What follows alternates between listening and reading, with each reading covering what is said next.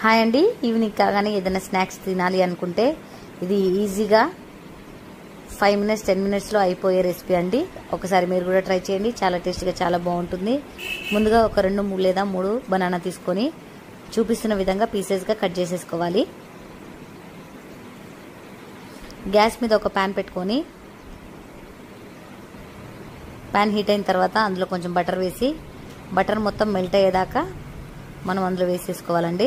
Butter మొత్తం melt అయిన తర్వాత మనం ముందుగా కట్ చేసి పెట్టుకున్న బనానా పీసెస్ని ఒక్కొక్కటిగా వేసేసుకొని 2 సైడ్ల గోల్డెన్ బ్రౌన్ కలర్ వచ్చే వరకు మనము ఫ్రై చేసుకోవాలి. మెల్లగా తిప్పేసుకుంటూ వెనక్కి ముందుకి కాల్చేసుకోవాలండి. అన్ని బనానాస్ అలాగే కాల్చుకుని ఒక ప్లేట్లో తీసేసుకోవాలి.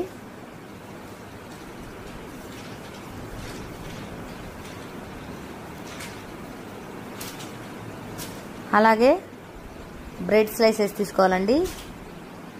బ్రెడ్ స్లైసెస్ తీసుకొని సైడ్ కార్నర్స్ అన్ని కట్ చేసుకొని ఒక చపాతీ కర్రతోటి మనము బ్రెడ్ని మొత్తము ఫ్లాట్ చేసేసుకోవాలి. అందులో మనం ముందుగానే ఫ్రై చేసి పెట్టుకున్న బనానా పీస్ పెట్టేసి రోల్ చేసుకోవాలండి దాన్ని. అలాగే ఎన్ని పీసెస్ అయితే ఉన్నాయో బనానా పీసెస్ అలాగే అన్ని బ్రెడ్ స్లైసెస్ని తీసుకొని అన్నీ అలాగే ఫోల్డ్ చేసేసుకొని పక్కకు పెట్టేసుకోవాలి. ఒక కటోర తీసుకొని అందులో ఒక గ్లాస్ నిండా పాలు తీసుకొని అందులో ఒక ఎగ్ వేసుకొని 2 స్పూన్ల షుగర్ వేసుకొని నీట్గా షుగర్ మొత్తం మెల్ట్ అయ్యేదాకా కరిగిపోయేదాకా మనము కలుపుకోవాలండి.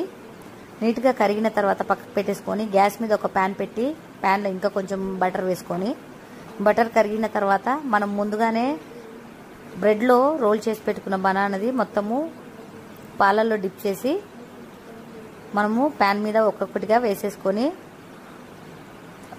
2 సైడ్ల కాల్చుకోవాలండి. ఇది కూడా గోల్డెన్ బ్రౌన్ కలర్ వచ్చే వరకు కాల్చుకోవాలి. ఎలా పడితే అలా తిప్పకూడదండి, అది మెత్తగా ఉంటుంది కాబట్టి విరిగిపోతుంది.